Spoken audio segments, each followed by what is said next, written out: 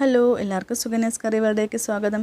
ഇന്ന് ഞാൻ വന്നിട്ടുള്ളത് നല്ല ശുദ്ധമായ നെയ്യ് എങ്ങനെ നമ്മുടെ വീട്ടിൽ തയ്യാറാക്കാം എന്നുള്ളൊരു വീഡിയോ ആയിട്ടാണ്.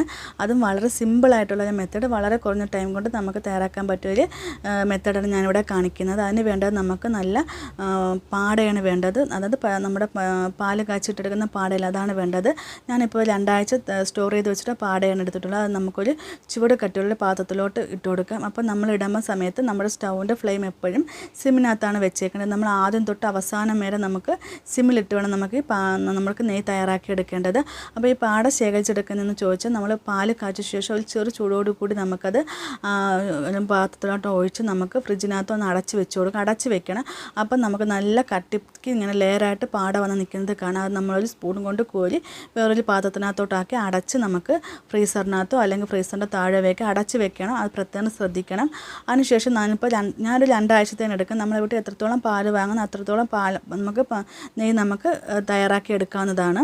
അപ്പം ഇതുപോലെ നമുക്ക് ഇടയ്ക്കിടയ്ക്ക് ഇളക്കി കൊടുക്കുക. അത് എപ്പോഴും ശ്രദ്ധിക്കണം, ഇളക്കി കൊടുക്കണം. അല്ലെങ്കിൽ ഇത് ചവിട്ടി പിടിക്കുക. അപ്പോൾ എന്ത് പറ്റും, കരിഞ്ഞു പോകും. അപ്പോൾ നമുക്ക് കിട്ടുന്ന നെയ്യിൻ്റെ ക്വാണ്ടിറ്റി കുറയുകയും ചെയ്യും. അതുപോലെ തന്നെ ടേസ്റ്റും വ്യത്യാസം വരും.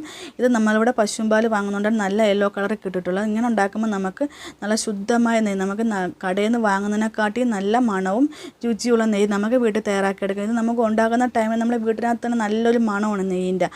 ഈ പാട ഇങ്ങനെ മൂത്ത് വരുന്ന ടൈം ആവും തോറും.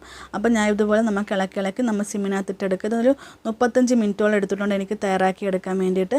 അപ്പം നമ്മുടെ ആ പാലിൻ്റെ ആ പാട മൂത്ത് വരുന്നുണ്ട്. അപ്പം നമുക്ക് കറക്റ്റ് പരുവെന്ന് പറയുമ്പോഴത്തേക്ക് ആ പാലിൻ്റെ പാട നല്ലൊരു ഗോൾഡൻ ബ്രൗൺ കളർ വരുമ്പോൾ നമ്മൾ സ്റ്റൗ ഓഫ് ചെയ്യണം. അല്ലെങ്കിൽ ഇത് കരിഞ്ഞു പോവുകയും ചെയ്യും, ടേസ്റ്റ് വ്യത്യാസം വരും നെയ്യിൻ്റെ.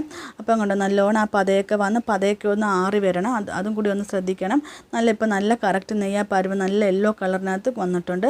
ഇനി കുറച്ചുകൂടി കഴിഞ്ഞപ്പോൾ ഞാൻ സ്റ്റൗ ഒന്ന് ഓഫ് ചെയ്തിട്ട് മാറ്റി വെച്ചിട്ടുണ്ട്. അതുകൊണ്ട് ഇപ്പം നല്ല തണുത്ത് കിട്ടിയിട്ടുണ്ട് നമ്മുടെ നെയ്യല്ല. ഇനി നമുക്കത് അരിച്ച് നമുക്ക് കുപ്പിയിലോട്ട് മാറ്റി കൊടുക്കാവുന്നതാണ്. ഞാൻ ഇവിടെ ഒരു 250 ml കുപ്പിക്കകത്താണ് എല്ലാ പ്രാവശ്യവും ഞാൻ ഇവിടെ നെയ്യ് തയ്യാറാക്കി എടുക്കുന്നത്. അപ്പോൾ ഇത്രത്തോളം നെയ്യാണ് എനിക്കിവിടെ കിട്ടാറുള്ളത്. അപ്പോൾ ഇതിൻ്റെ ഈ ഒരു കളറാണ് നമുക്ക് സ്റ്റൗ ഓഫ് ചെയ്യേണ്ട ടൈം എന്ന് പറയുന്ന ഈ പാലിൻ്റെ പാട ഇടാണ്ട്. ഇത്രത്തോളം പാട നമുക്ക് ആ വേസ്റ്റായിട്ട് നമുക്ക് കിട്ടിയിട്ടുണ്ട്.